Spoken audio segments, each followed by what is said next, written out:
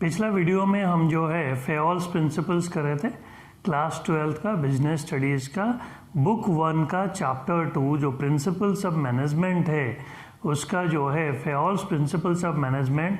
There are 14 Fayol's principles of management, जिसमें से हम अपने हिसाब से करे थे ऑर्डर चेंज करके डैड यूज्ड तक।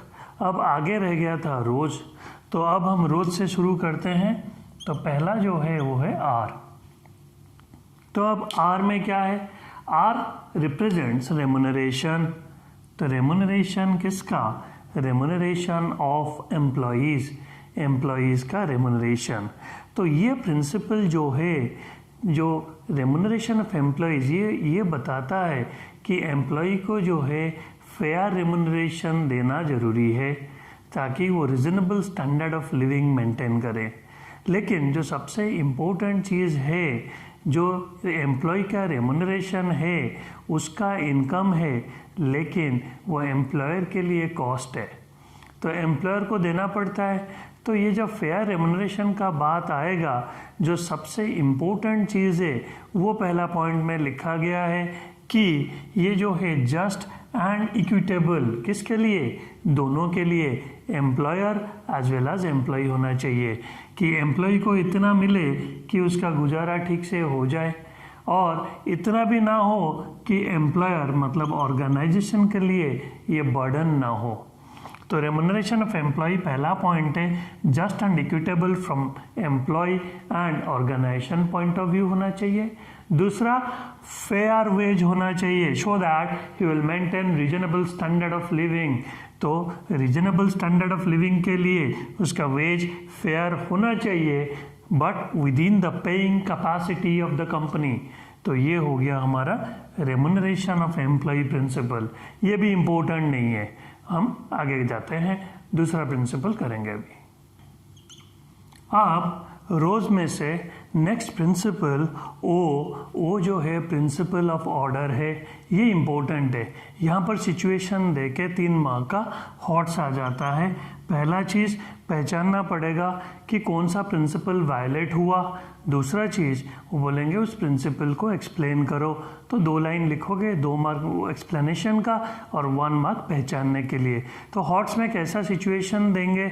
सिचुएशन ऐसा देंगे, वो बताने से पहले सिचुएशन मैं प्रिंसिपल ऑफ ऑर्डर समझा देता हूँ। प्रिंसिपल ऑफ ऑर्डर जो है यहाँ पे 2 पार्ट है, एक है मटेरियल ऑर्डर, दूसरा है सोशियल ऑर्डर। मटेरियल ऑर्डर ये बताता है कि right material at right place. मतलब जैसे सपोज एक ऑफिस में घुसने से हर ऑफिस में किचन भी होता है, हर ऑफिस में रिसेप्शन होता है, फिर अंदर जाके ऑफिसर मैनेजर सबका डेस्क होता है। तो सपोज किचन का सिलेंडर जो है एंट्रेंस में पड़ा हुआ है, सपोज रिसेप्शन पे जो कंप्यूटर रहना चाहिए था वो जाके लैपटॉप, वो सिस्टम जो है किचन में पड़ा हुआ है। तो कौन सा जो है ऑर्डर वायलेट हुआ? यहाँ पे मटेरियल ऑर्डर वायलेट हुआ, क्योंकि सही जगह पे सही चीज़ नहीं है। तो यहाँ पर जो है मटेरियल ऑर्डर का मतलब right material at right place, सही चीज़ सही जगह पे होना चाहिए। सिलेंडर किचन में होना चाहिए था, और वो जो डेस्कटॉप या लैपटॉप वो रिसेप्शन में होना चाहिए था, वो सही जगह पे नहीं था। तो ऐसे सिचुएशन देंगे, तो अगर पूछेंगे कौन सा प्रिंसिपल वायलेट हुआ, तो हम बोलेंगे principle of order is violated. पहचानने के लिए 1 मार्क मिलेगा। फिर ये प्रिंसिपल ऑफ ऑर्डर में 2 तरह का ऑर्डर होता है, एक में जो अभी बताया दैट इज़ मटेरियल ऑर्डर, और दूसरा जो है वो है सोशियल ऑर्डर। सोशियल ऑर्डर मतलब, सोशल मतलब लोगों से रिलेटेड है, तो right man eight right place.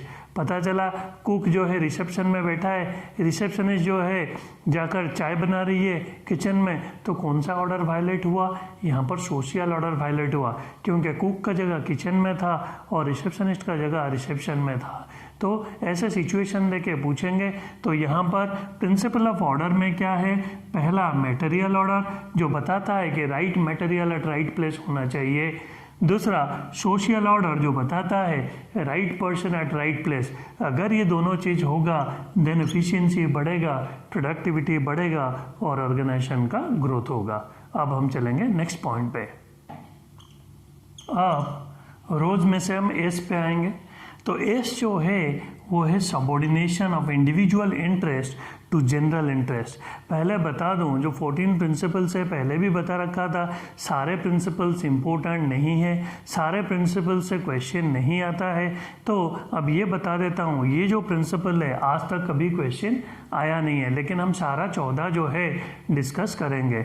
तो ये subordination of individual interest to general interest का मतलब ये है कि जब भी इंटरेस्ट में कॉन्फ्लिक्ट होगा कि इंडिविजुअल इंटरेस्ट को जो है इम्पोर्टेंस दिया जाएगा या ऑर्गेनाइजेशनल इंटरेस्ट को दिया जाएगा, हमेशा organisational interest will come above the individual interest. Organisation जो है इंडिविजुअल से बड़ा माना जाएगा, तो उसका इंटरेस्ट को आगे रखा जाएगा।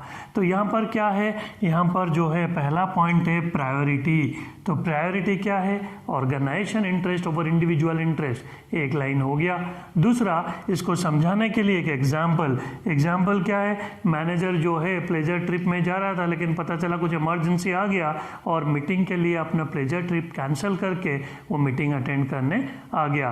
तो यहाँ पर manager cancel pleasure trip for important meeting. तो ये हो गया हमारा subordination of individual interest to general interest. अब चलते हैं नेक्स्ट पॉइंट जो कि ई से है। तो अब रोज का ई से है स्पिरिट डी कॉर्प्स। ये इम्पोर्टेंट है, ये कभी कभी एमसीक्यू में पूछ लेते हैं। ये स्पिरिट डी कॉर्प्स क्या है, पहले तो इसका मीनिंग समझेंगे। स्पिरिट डी कॉर्प्स का मतलब है टीम स्पिरिट। यहाँ पे लिखा गया है पहला पॉइंट में।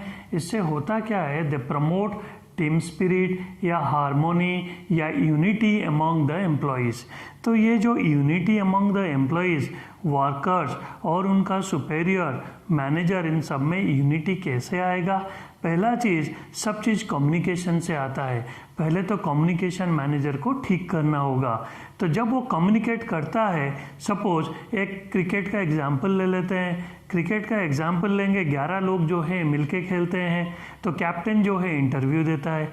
लेकिन जब मैच ख़त्म हो जाता है, उसके बाद कैप्टन जब आके पोस्ट मैच सेशन में इंटरव्यू में बोलता है, तो वो ये नहीं बोलता कि मैं अकेला जो है टीम को जिता दिया या मैं कुछ कर लिया या so and so individual player जो सेंचुरी मारा उसने जिता दिया। कभी भी कैप्टन ऐसा नहीं बोलेगा कि all the boys played well, सारे मिलके खेले और वो मैच को जीते। इससे टीम स्पिरिट बनी रहती है। मतलब वो आई के जगह वी को यूज करे।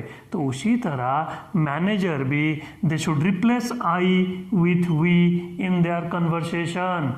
तो जब भी बात करेंगे मैं ना बोल के, क्योंकि मैं तो बकरी करती है, हम बोलेंगे तभी आगे बढ़ेंगे। तो यहाँ पर टीम स्पिरिट, यूनिटी और हार्मोनी के लिए कन्वर्सेशन चेंज करना पड़ेगा। I should be replaced by we. और इससे होगा क्या, ये that will encourage mutual trust, belongingness. यहाँ पर लिखा गया है बिलोंगिंगनेस। इससे क्या होगा, वो एक साथ मिलके एक दूसरे का हिस्सा मानेंगे कि एज ए टीम। जैसे टीवी में एक मूवी आ रहा था मिशन मार्स, उसमें क्या हुआ था, अक्षय कुमार जब बस में आ रहा था तब थोड़ा सा कुछ हुआ, उसके टीम के जो लड़कियां थे वो मिलके पीट दिए लोगों को। तो that is all about team spirit. वो टीम स्पिरिट है, उन दोनों में, उनका टीम में इतना जो है बिलोंगिंगनेस था, वो एक फैमिली की तरह अपने आप को मान रहे थे। तो ये प्रिंसिपल वही बताता है कि ऑर्गेनाइजेशन जो है वो एक फैमिली है।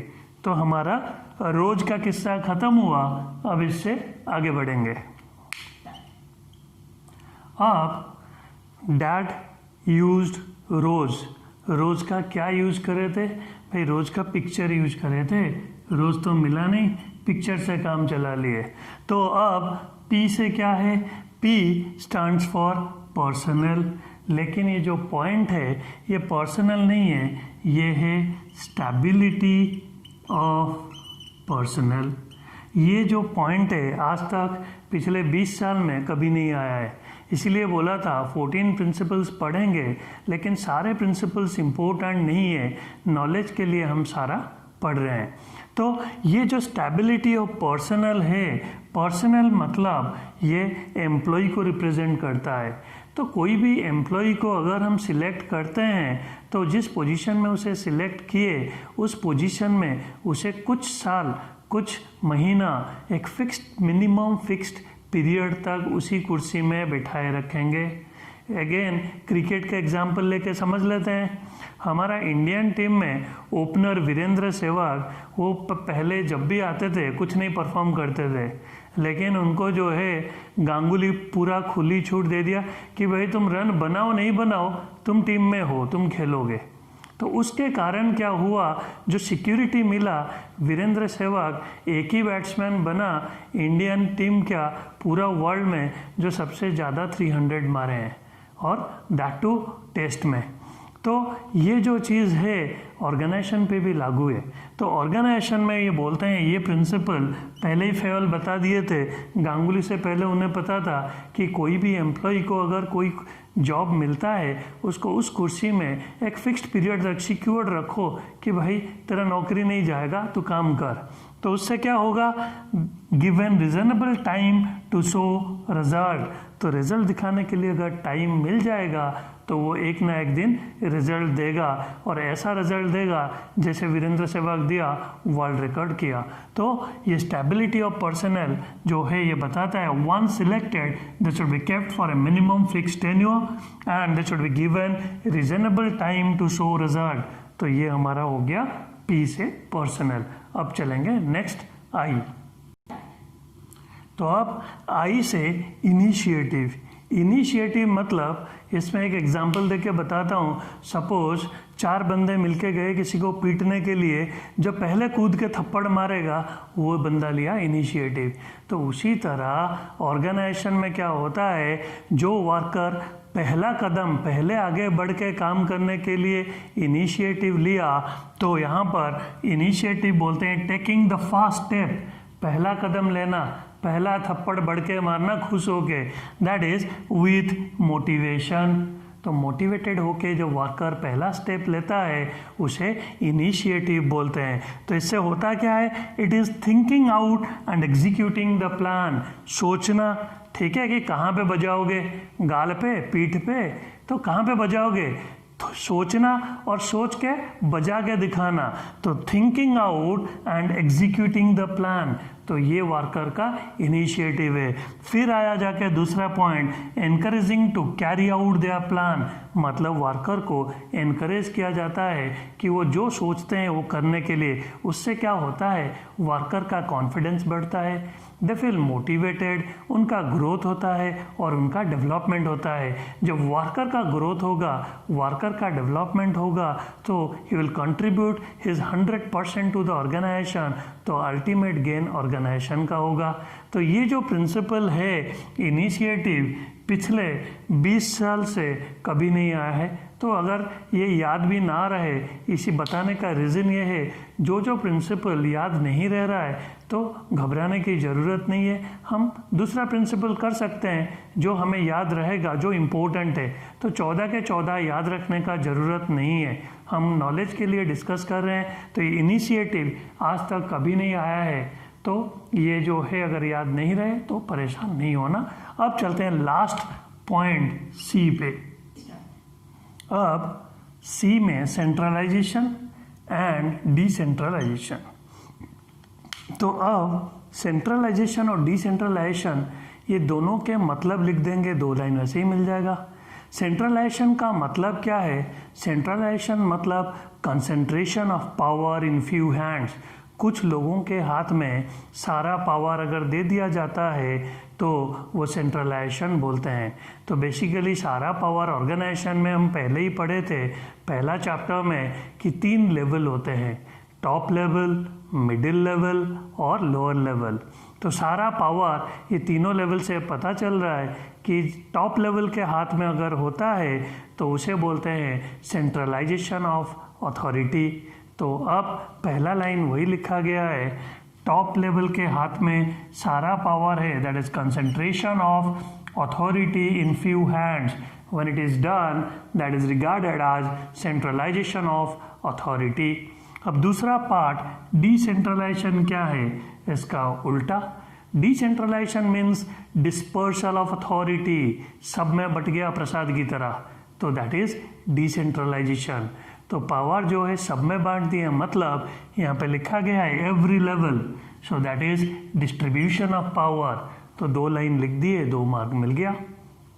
तो अब तीसरा लाइन ये है both should be balanced. So the important thing is that we have to strike a balance between centralisation and decentralisation of authority. ऐसा क्यों?